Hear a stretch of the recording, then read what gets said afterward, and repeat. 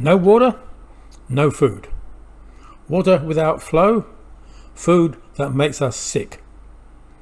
Food that makes us healthy comes from understanding and controlling how water moves through the soil.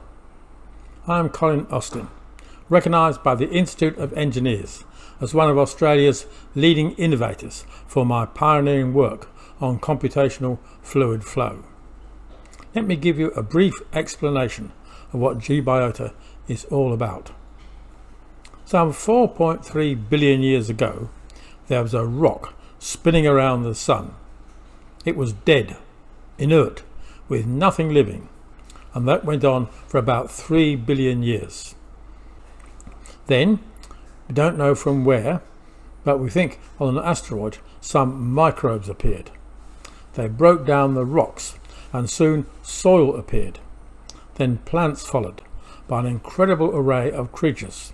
Some, like the dinosaurs, lived for 165 million years. Then, about 1 million years ago, the first humanoids appeared. A puny creature that barely survived, until about 200,000 years ago, the most important event in human history occurred: the management of fire for cooking. This turned the puny little creature into modern man. Cooking gave us ready access to nutrients, and we physically changed. Our guts shrunk, and our brains grew, and we became the tool maker. Brains are very greedy. They need a large amount of food, but they are also hungry for stimulation. They need entertainment, and while other animals may be happy to sit and ruminate, we need amusement and stimulation. At first, we lived in small tribes and were relatively fit and healthy, but we were curious, continuously inventing new tools, and the second major event in human history was the development of agriculture to provide a more reliable food system. Again, the effects on humanity were dramatic. We became smaller, and living in dense communities suffered from infectious diseases. Disease meant that only 1 out of 5 babies born would reach mature adulthood. Just to maintain the population, with 2 babies reaching adulthood, women had to have 10 babies. Women became very valuable, and we became a highly aggressive creature, not just fighting over land, but fighting to steal women. But being an innovative and creative creature, we understood the problem and came up with a solution. We developed technologies for managing sewage and supplying fresh water, better beds so we were protected from biting creatures which carry infections, and of course we improved our medical services with innovations like antibiotics. The result was dramatic.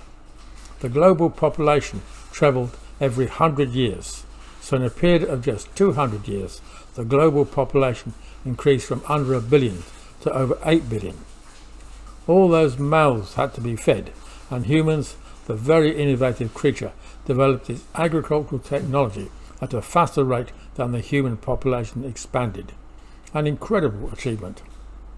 But, as often happens with new technology, there was a side effect.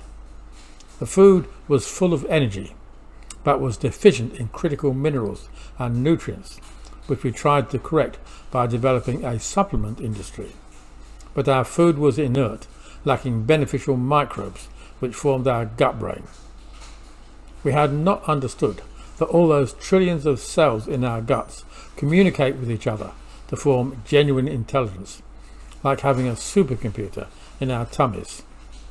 One of the critical functions of this supercomputer was to regulate our bodies, particularly our appetite. Faced with a surplus of tasty energy food, which we love, and lacking an effective regulator for our appetite, we began to overeat and get fat. If this fat goes to where we evolved to store it, which is our bum, there is no serious problem, but if this fat goes to the wrong place, the results are disastrous. Heart attacks, the commonest cause of death, are typically caused by blocked arteries. Diabetes, the fastest growing disease, is fat blocking the pancreas and our muscles, so we have the dreaded combination of not enough insulin and being resistant to the insulin we may produce. But perhaps the most dreaded disease is dementia, where people are still alive but with no understanding of the world around them. The current epidemic of chronic disease kills 3 out of 4 people, but perhaps worse, living a life of poor health.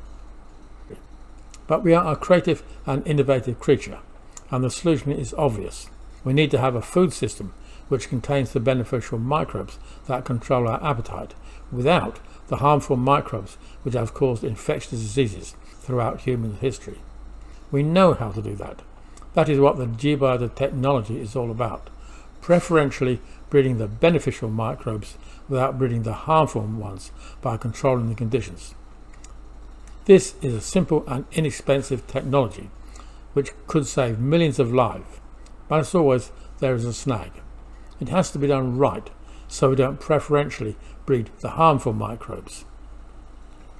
Eventually this will change our food system, but today's issue is how to introduce this technology to the world in a controlled way. For this we need dedicated pioneers who are prepared to commit their time to understand the technology and apply it correctly. If this is you, please contact me at colin@gbiota.com.